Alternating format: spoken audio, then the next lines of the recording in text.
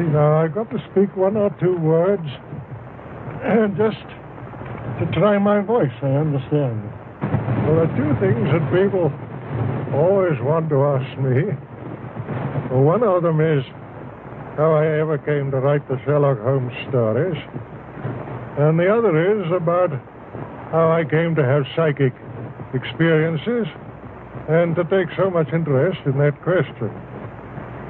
Well, first of all, about the Sherlock Holmes stories, they came about in this way. I was quite a young doctor at the time. I'd had, of course, a scientific training, and I used occasionally to read detective stories. It always annoyed me how in the old-fashioned detective story, the detective always seemed to get at his results either by some sort of lucky chance or a fluke, or else it was quite unexplained how he got there. He got there, but he never gave an explanation how. Well, that didn't seem to me quite playing the game. It seemed to me that he's bound to give his reasons why he came to his conclusions. Well, once I began to think about this, I began to think of turning scientific methods, as it were, onto the work of detection. And I used, as a student, to have an old professor, his name was Bell, who was extraordinarily quick at deductive work. He would look at the patient, he would hardly allow the patient to open his mouth, but he would make his diagnosis of the disease and also very often of the patient's nationality and occupation and other points entirely by his power of observation. So naturally I thought to myself, well, if a scientific man like Bell was to come into the detective business, he wouldn't do these things by chance. He'd get the thing by building it up scientifically. So, having once conceived that line of thought, you can well imagine that I had, as it were, a new idea of the detective, and one which it interested me to work out. I thought of 100 little dodges, as you may say, 100 little touches by which he could build up his conclusions, and then I began to write stories on those lines. At first, I think they attracted very little attention, but after a time, when I began the short adventures, one after the other, coming out month after month in the Strand magazine, people began to recognize that it was different to the old detective, that there was something there which was new. They began to buy the magazine, and it prospered, and so I may say did I. We both came along together, and from that time, Sherlock Holmes fairly took root. I've written a good deal more about him than I ever intended to do, but my hand has been rather forced by kind friends who continually wanted to know more, and so it is that this monstrous growth has come out of what was really a comparatively small seed. Now, the curious thing is how many people there are in the world who are perfectly convinced that he is a living human being. I get letters addressed to him, and I get letters asking for his autograph, get letters addressed to his rather stupid friend, Watson. I've even had ladies writing to say that they'd be very glad to act as his housekeeper. One of them, when she heard that he had turned to the occupation of keeping bees, wrote saying that she was an expert at segregating the queen, whatever that may mean, and that she was evidently predestined to be the housekeeper of Sherlock Holmes.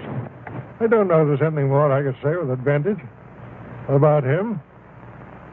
But on the other point, which is to me, of course, a very much more serious one, on the question of my taking up this psychic matter, curiously enough, my first experiences in that direction were just about the time when Sherlock Holmes was being built up in my mind. That would be about the year 1886 and 1887. So nobody can say that I formed my opinions on psychic matters very hastily. It's just 41 years now since I wrote a signed article upon the subject, which appeared in a magazine called Light, so that I put myself on record. During these 41 years, I've never lost any opportunity of reading, of studying, and of experimenting on this matter. People ask me, will I write any more Sherlock Holmes stories? I certainly don't think it's at all probable. But as I grow older, the psychic subject always grows in intensity, and one becomes more earnest upon it, and I should think that my few remaining years will probably be devoted much more in that direction than in the direction of literature. Nonetheless, of course, I haven't abandoned writing. One has to earn one's living, but my principal thoughts are that I should extend, if I can, that knowledge which I have on psychic matters and spread it as far as I can to those who have been less fortunate. But don't for one moment suppose that I'm taking it upon myself to say that I am the inventor of spiritualism, or that I am even the principal exponent of it. There are many great mediums, many great psychical researchers, investigators of all sorts. All that I can do is to be a gramophone on the subject, to go about, to meet people face to face, to try and make them understand that this thing is not the foolish thing which is so often represented, but that it really is a great philosophy, and, as I think, the basis of all religious improvement in the future of the human race. I suppose I've said with more mediums, good and bad and indifferent, than perhaps any living being. Anyhow, a larger variety, because I've traveled so much all over the world, and wherever I've gone, either in Australia, America, or South Africa, the best that there was to be had in that direction was put at my disposal. Therefore, when people come along and contradict me, who have had no experience at all, read little, and perhaps never been to a seance, you can imagine that I don't take their opposition very seriously. When I talk on this subject, I'm not talking about what I believe. I'm not talking about what I think.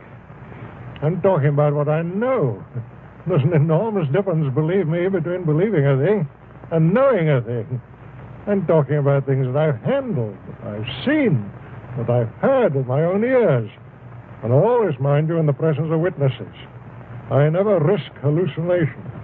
I usually, in most of my experiments, have had 6, 8, or 10 witnesses, all of whom have seen and heard the same things that I have done.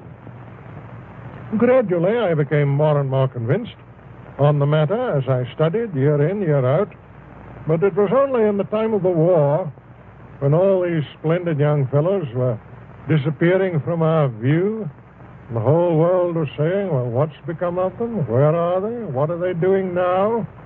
Have they dissipated into nothing? Or are they still the grand fellows that we used to know? It was only at that time that I realized the overpowering importance to the human race of knowing more about this matter. Then it was that I flung myself more earnestly into it, and that I felt the highest purpose that I could possibly devote the remainder of my life to was trying to bring across to other people something of that knowledge and assurance which I had acquired myself. Certainly the results have justified me. I'm quite sure I could fill a room of my house with the letters that I have received from people telling me of the consolation which my writings on this subject and my lectures on this subject have given to them. How they have once more heard the sound of a vanished voice and felt the touch of the vanished hand.